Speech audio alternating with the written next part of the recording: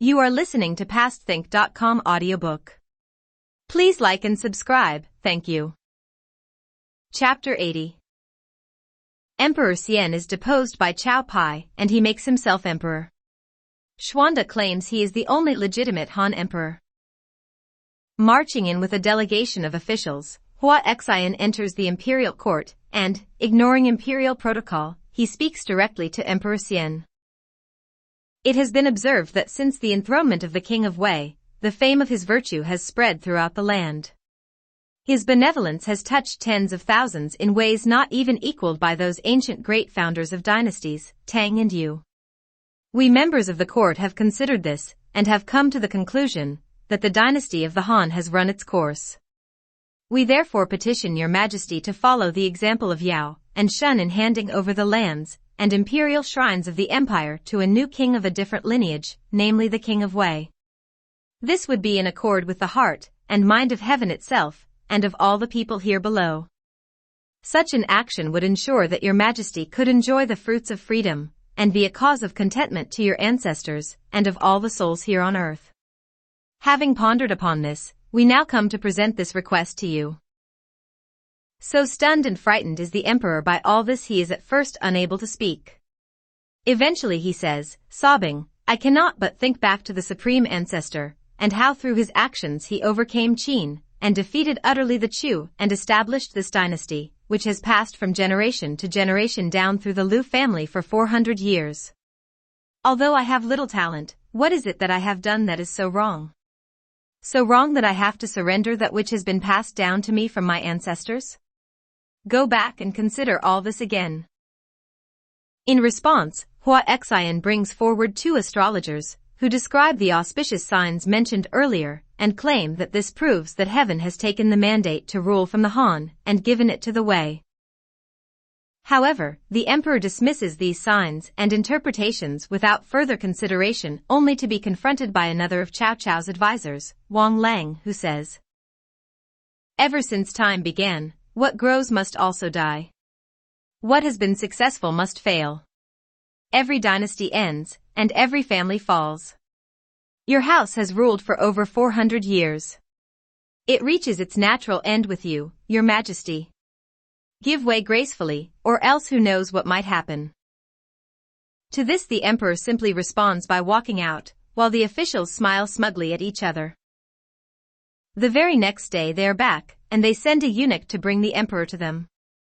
But he refuses and is backed in his stance by his empress, the daughter of Cao Cao.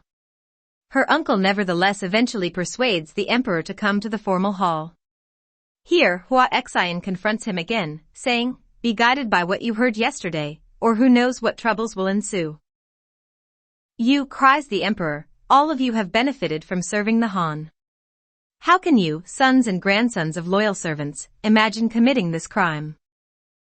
Your Majesty, says Hua Xian, if you do not comply, as I have said before, who knows what will happen, and, in that case, you'll not be able to blame us for such a catastrophic collapse.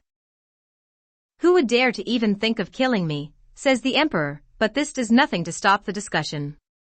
Hua Xian replies, the whole world knows that you no longer have the blessing of heaven to rule, and that therefore you are responsible for the terrible state of affairs we now find we are in. Indeed, had it not been for the King of Wei, Cao Cao, you would probably have been murdered well before now. Yet somehow you still cannot see his magnanimous actions in protecting you. Indeed, instead you seem bent upon bringing disaster upon yourself. At this the furious and terrified emperor rises, but Hua Xian grabs him by his dragon robe and furiously demands, well, do you agree or not? Just one word will answer this. Speechless, the emperor stands aghast, so the keeper of the regalia, Zhu Bai, is summoned, and Chao Hong, the new king's uncle, demands the imperial jade seal. But Zhu Bai refuses, protesting loudly. His reward? He is taken away and murdered, continuing his protests right to the bitter end. As a poet has said, through betrayal, the Han dies. The betrayers said it was like Yao passing on to Shun. The court just a mob of men courting the Wei. Only one man, defender of the seal, was loyal to death.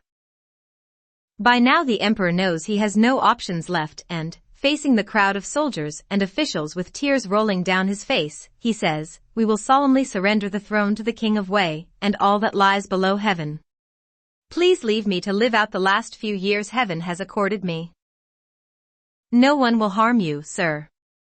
The king will make sure of that," says Hua Xian. "Prepare the official abdication announcement so all may be reassured." The announcement is hastily written in the emperor's name and sent to Cao Pai.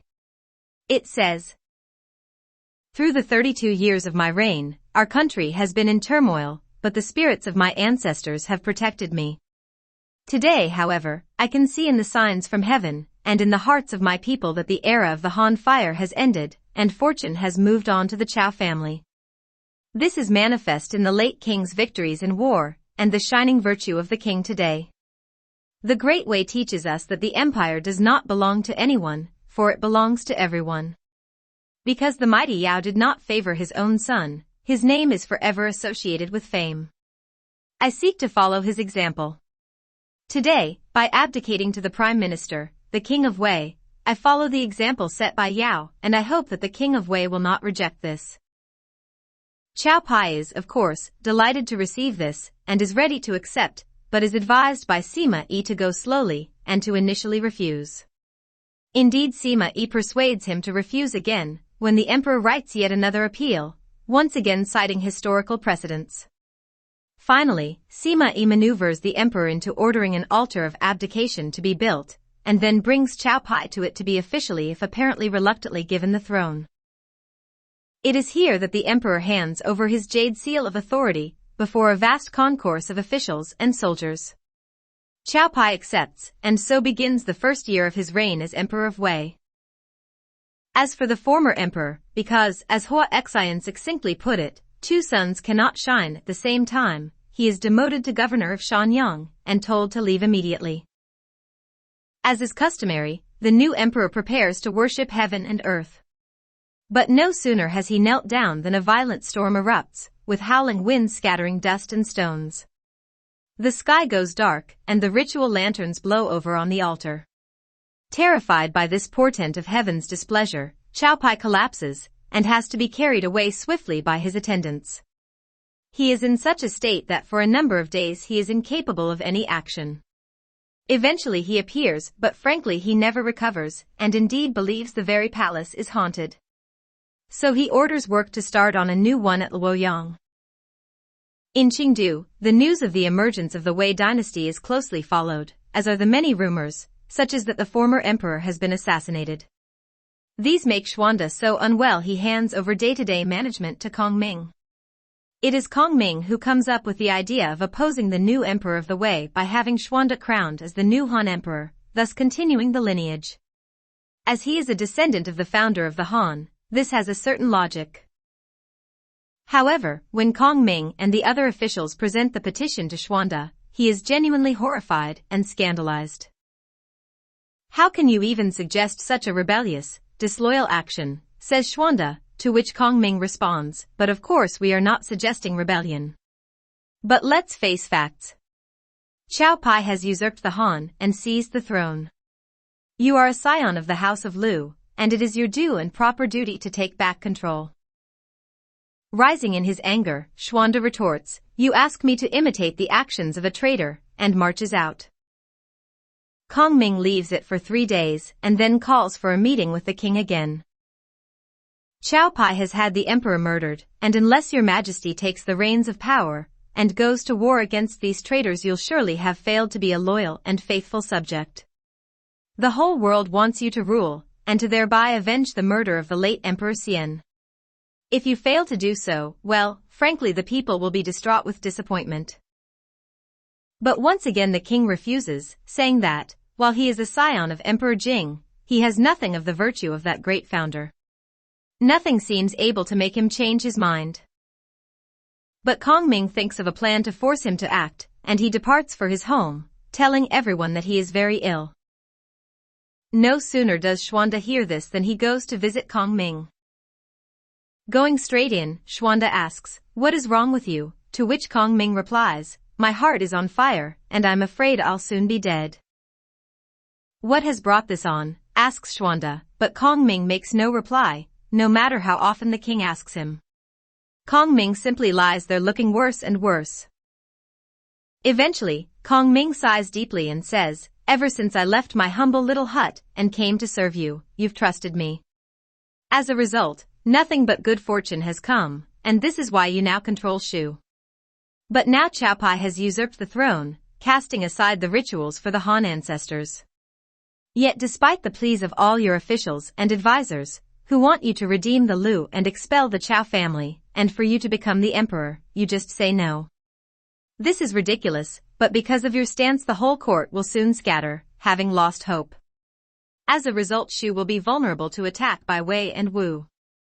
These are the reasons why I am ill."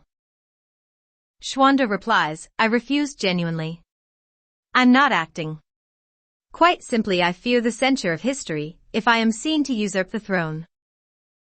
"Remember what Kong Fuzi said," replies Kong Ming. "The wrong words mean that truth is not aligned to reality. Understand this, and you can see that you are of course entitled to act in this way. Do you not also recall the saying that which heaven wishes can be refused but only at great risk?" "Well, I see your point. All right, I suppose I must agree," says Xuanda.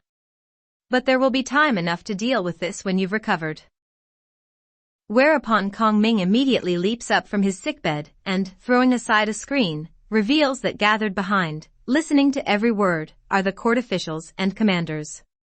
Right on cue they prostrate themselves and shout, "As you wish. Just let us now choose the coronation day."